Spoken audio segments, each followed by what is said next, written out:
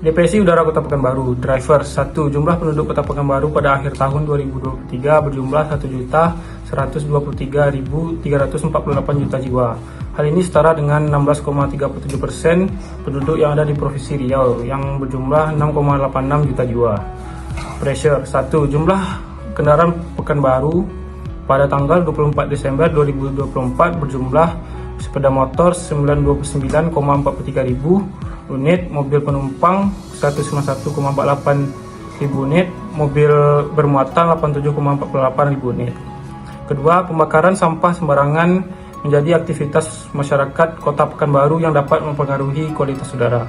State, indeks kualitas udara saat ini di Pekanbaru adalah 56 tingkat moderate dengan polusi udara real time PM 2,5. Impactnya, penduduk Pekanbaru yang terkena dampak dari polusi udara dapat mengakibatkan TBC, asma, dan kanker paru-paru. Kemudian pada anak-anak di Kota Pekanbaru sering terkena dampak ISPA. Soalnya adalah DPSI air di Kota Pekanbaru. Yang pertama adalah drivers. Berdasarkan data terbaru dari Badan Pusat Statistik atau BPS di Kota Pekanbaru, jumlah industri kecil dan tenaga kerjanya pada tahun 2022 terdapat total 1.469 industri kecil yang mempekerjakan tenaga kerjanya sebanyak 4.222 tenaga kerja. Selanjutnya itu adalah pressure. Pressure yang pertama, banyak industri kecil yang membuang limbah cair ke sungai tanpa mengelolanya terlebih dahulu dan tanpa melakukan IPAL atau biasa disebut dengan instalasi pengelolaan air limbah.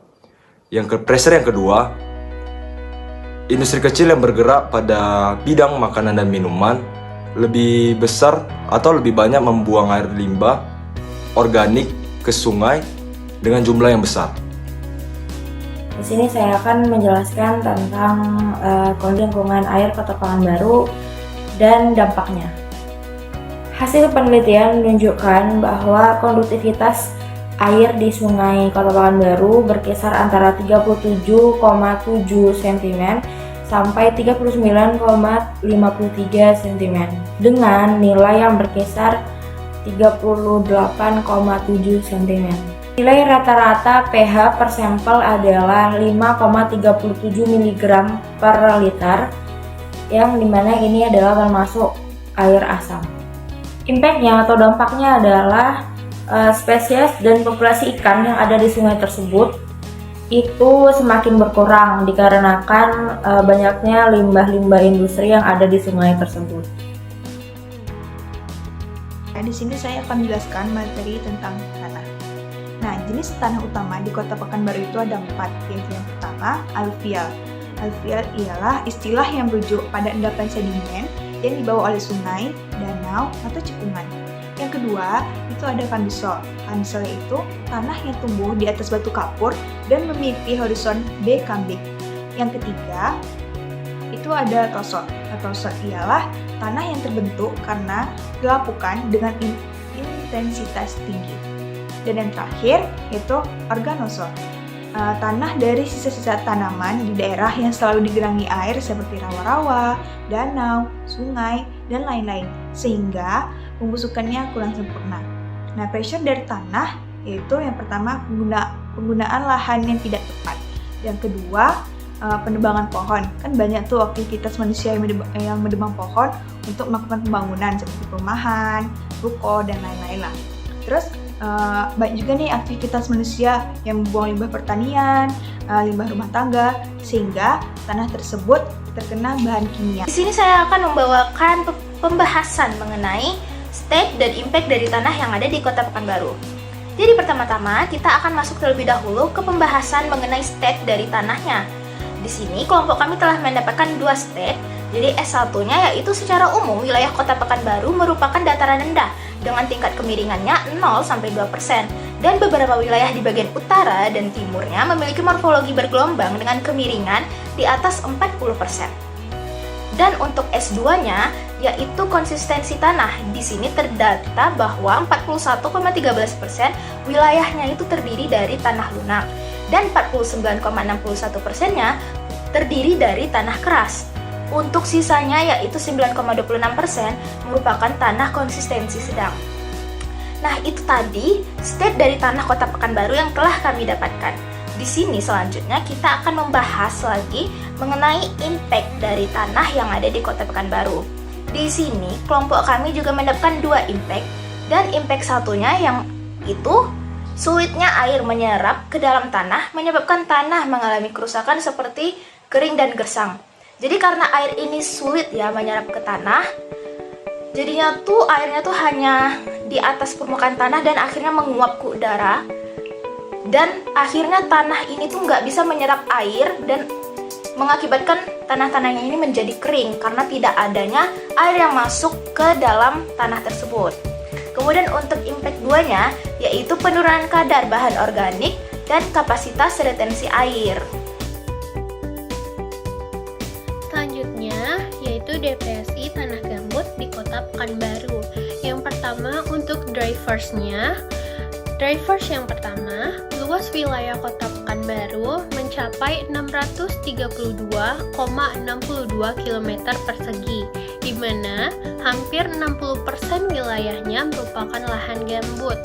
Kemudian yaitu adalah pressure. Pressure yang pertama, karhutlah disebabkan oleh faktor oknum tidak bertanggung jawab yang hendak membuka lahan dengan cara membakar lahan kosong seperti lahan gambut. Kemudian pressure yang kedua, kebakaran hutan sering terjadi karena tradisi turun-temurun yang menganggap pembakaran dapat menyuburkan tanah. Selanjutnya yaitu adalah state. State yang pertama, lahan gambut di Pekanbaru mencapai 60% dari wilayahnya. State yang kedua, sepanjang tahun 2020 ini ada 19 kejadian terjadinya kebakaran hutan dan lahan atau karhutla yang terjadi di Kota Pekanbaru dengan total lahan terbakar 59,39 hektar. Kemudian yang terakhir yaitu adalah impact. Impact yang pertama, ada serangkaian kebakaran lahan terjadi di Kecamatan Tenayan Raya dan Kecamatan Rumbai. Sejumlah lokasi diantaranya masih dalam proses pemadaman karena berada di lahan gambut. Jadi, selanjutnya di sini saya akan menjelaskan kegiatan besar yang sudah kami rencanakan. Kegiatan besar kami bernama Z-Waste Heroes. Z-Waste Heroes itu apa? Z-Waste yang berasal dari Zero Waste atau tanpa limbah, dan kemudian ada Heroes yang artinya adalah pahlawan. Jadi Z-Waste Heroes ini artinya adalah pahlawan tanpa limbah. Z-Waste Heroes terbagi menjadi 3 kegiatan. Yang pertama yaitu adalah kampanye, yang kedua ada pengolahan limbah plastik, dan yang ketiga adalah penghijauan lahan gambut. Yang pertama kali akan kami lakukan yaitu adalah kampanye. Kampanyenya terbagi menjadi 2 lagi. Kampanye pertama yaitu secara offline. Jadi kami akan mengedukasi melalui workshop atau seminar yang mengundang para ahli lingkungan untuk berbicara tentang masalah limbah plastik, solusi pengolahan sampah, serta pentingnya pengurangan penggunaan plastik sekali pakai. Penting untuk memberikan edukasi terlebih dahulu kepada masyarakat tentang pentingnya menjaga lingkungan demi kenyamanan dan juga keamanan kita bersama. Workshop atau seminar ini dilakukan juga untuk menarik masyarakat apabila ada yang ingin bergabung dengan Z-Waste Heroes. Karena semakin banyak yang bergabung, diharapkan mampu semakin mensukseskan rencana besar ini. Kemudian yang kedua yaitu kampanye secara online. Jadi kampanyenya dilakukan di media sosial. Ini bertujuan untuk menjangkau audiens yang lebih luas dengan informasi mengenai dampak limbah plastik dan cara menguranginya. Membuat serangkaian posting di media sosial dengan fakta-fakta penting tentang sampah plastik, tantangan zero waste, dan tips mengganti plastik dengan alternatif ramah lingkungan. Kampanye di media sosial juga dapat memberikan inspirasi kepada lebih banyak orang lagi untuk melakukan kegiatan menjaga lingkungan demi bumi yang lebih sehat lagi. Kemudian, kegiatan kedua setelah kampanye yaitu adalah pengolahan limbah plastik. Di sini kami berfokus pada 3 barang. Yang pertama yaitu tas daur ulang, kemudian tempat sampah portable, kemudian yang ketiga adalah tempat penyimpanan. Di sini kami lebih berfokus mengolah limbah plastik menjadi barang yang lebih dapat digunakan dan memiliki nilai fungsi di kalangan masyarakat, sehingga dapat menarik lebih banyak peminat.